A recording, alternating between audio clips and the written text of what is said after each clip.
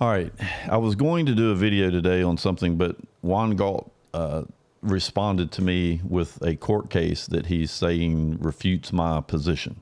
And so I decided that I wanted to do a video covering this because this is a great case to provide a perfect example of where the problem is and why Juan, I think, is confused and hopefully will start to admit that maybe a layperson actually has some points worth looking at. So this is the case that he gave me, and this is what he has to say about it. It says in Becraft U.S. versus Nelson 885, and I'm not going to read all that. It specifically covers your assertion that the income tax does not apply to the 50 states, but to only D.C. and U.S. possession territories and land. An attorney made those arguments you make. It also explains what constitutes a frivolous assertion and why it is frivolous. Now you produce at least one case that has specifically ruled that you are right and the income tax does not apply to the people in the 50 states and only applies to D.C. Until you produce that, we have nothing to debate. It is my position that you can't produce such a case as it does not exist. Is that clear enough? I'll be watching for you to produce some said relevant case material. So here we go, Juan. So I'm not going to go through my response to him because I actually provided him some of this information in my response, but we're going to move this out of the way and we're going to take a look at the case that he's mentioning. This is it here. So we're going to take a look at what the court was actually saying. It says, notwithstanding Becraft's insistence that his argument regarding the inapplicability of the federal income tax laws to resident United States citizens raises numerous complex issues, his position can fairly be reduced to one elemental proposition. The 16th Amendment does not authorize a direct, non-apportioned income tax on resident United States citizens, and thus such citizens are not subject to the federal income tax laws. We hardly need comment on this past absurdity and frivolity, sorry if I said that wrong, of such proposition. For over 75 years, the Supreme Court and lower federal courts have both implicitly and explicitly recognized the 16th Amendment's authorization of a non-apportioned direct income tax on United States citizens residing in the United States, and thus the validity of the federal income tax laws as applied to such citizens. And it gives a bunch of cases, which are kind of interesting, and I'm not going to dig into them, but they don't actually support the position that he took.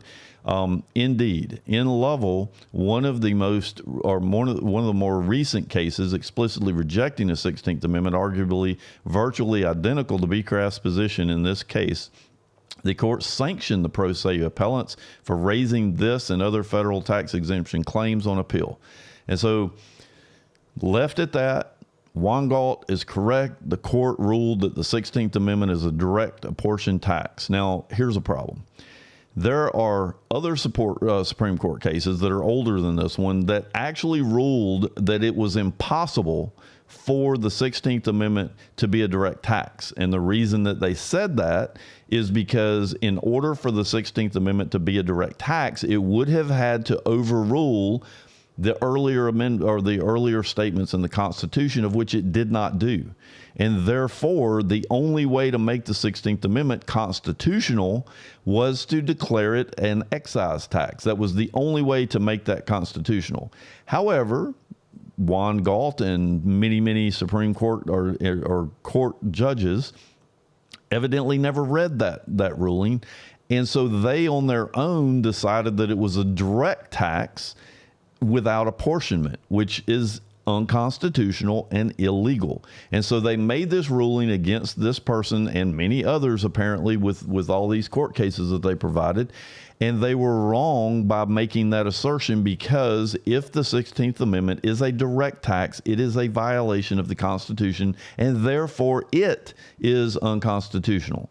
So again, the courts are in a state of confusion where half the courts decide that it's a direct tax, the other half state that it is not.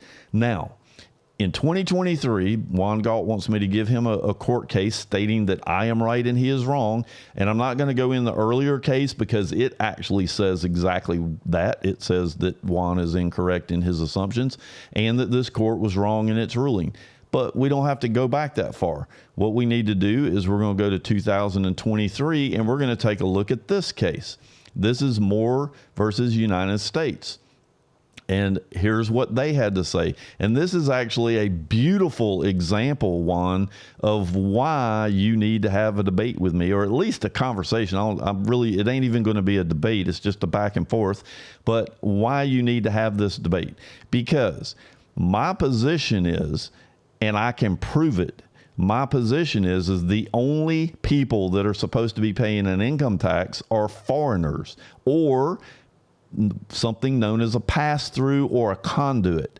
And that would be someone, an American citizen, that has something to do with these foreign corporations, and they're receiving money from those corporations that they are the beneficial owner of. And those people have to pay a tax. They are United States citizens, but they are not working in private capacity. They are investing in or have something to do with a foreign corporation.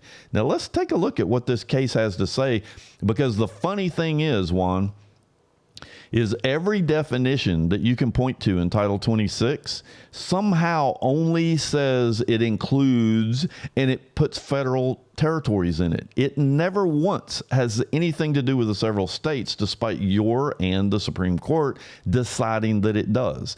But let's take a look at what this case has to do with. So it says Congress generally taxes the income of American business entities in one of two ways. Some entities, such as S corporations and partnerships, are taxes on a pass-through basis, where the entity itself does not pay taxes. Instead, the entity's income attributed to shareholders or partners, who then pay taxes on the income, even if the entity has not distributed any money or property to them. Other business entities do pay taxes directly on their income. Those entities' shareholders ordinarily are not taxed on that income, but are taxed when the entity distributes or a dividend, or when a shareholder sells shares. But here we go, Juan. Pay attention. Congress treats American-controlled foreign corporations as pass-through entities. Subpart F of the Internal Revenue Code attributes income of those business entities to American shareholders, U.S. citizens, Juan, and taxes those shareholders on that income. Okay, so it's interesting that they're bringing up foreign corporations. It's kind of strange when you really get courts that are looking at this in a serious capacity, because they seem to know what is really being said in the tax code. But let's look at what they actually got to, Juan. Down here it says, Article 1 of the Constitution affords Congress broad power to lay and collect taxes. That power includes direct taxes, those imposed on persons or property, and indirect taxes, those imposed on activities or transactions. Direct taxes must be apportioned among the states according to each state's population, while indirect taxes are permitted without apportionment but must be uniform throughout the United States. Here we go, Juan. Taxes on income are indirect taxes, and the 16th Amendment confirms that taxes on income need not be apportioned. So, Juan, the court case that you just gave me is a perfect example of the half of the judiciary that never read the earlier cases and were incorrectly treating the 16th Amendment as a direct tax. But as late as 2023, they have finally, hopefully, put this to bed. Now, did they? Probably not, because evidently judges don't go read these earlier cases, or they just rule on something so that other judges can then jump in behind them, and they all start pointing at each other and making a claim that none of them actually substantiated. So this is a perfect example, and I thank you, Juan, for giving me the case. I already had it, but it is a perfect example of what I am trying to get across to you, that perhaps lay people actually do have something that we can contribute to this conversation. So we'll see where we go from there.